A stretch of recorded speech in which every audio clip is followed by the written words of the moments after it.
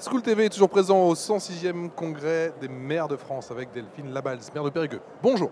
Bonjour. Comment allez-vous? Je vais bien. J'ai oublié une casquette. Et pas des moindres. Co-présidente de la commission éducation de l'AMF. Et vous avez l'honneur d'accueillir la nouvelle ministre de l'Éducation nationale. Oui. Demain, sur notre table ronde, et nous aborderons ensemble les questions du périscolaire. Et Un tout petit sujet.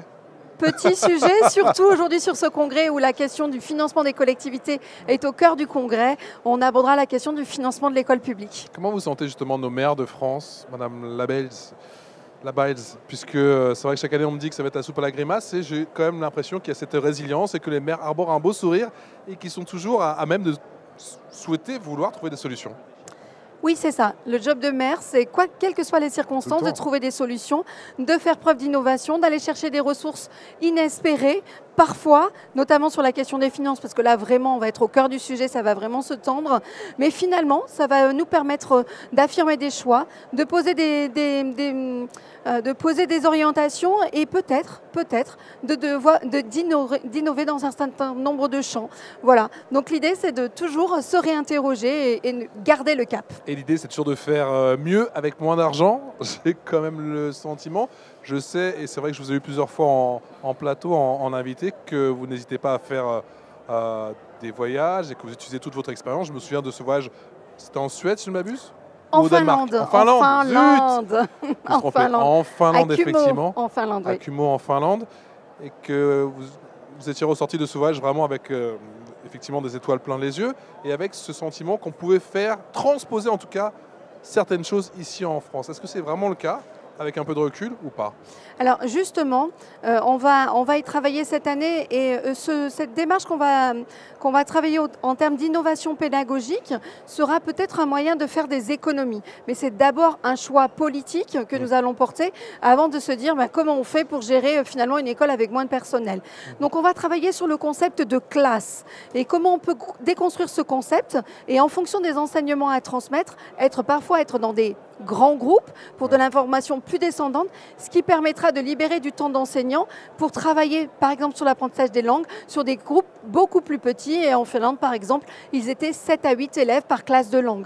Donc on va, avec le même nombre d'enseignants, essayer de décloisonner et de mieux mobiliser les ressources. C'est ça aussi parfois quand on est un peu au bout du rouleau, on se dit comment on peut continuer d'innover, comment on peut continuer d'être performant et d'accompagner au mieux les élèves. Est-ce que vous savez justement comment ça pourrait être pris par les professeurs? Est-ce qu'ils seraient partants? Est-ce que ça pourrait les rebooster, redynamiser? J'ai une école sur laquelle ils sont partants. D'abord parce que les locaux le permettent. Et le maire précédent que vous interviewez et échangez avec vous sur la question des locaux, c'est un élément qui est stratégique. Mais là, aujourd'hui, il faut dépasser ça, et notamment sur la question des mobiliers.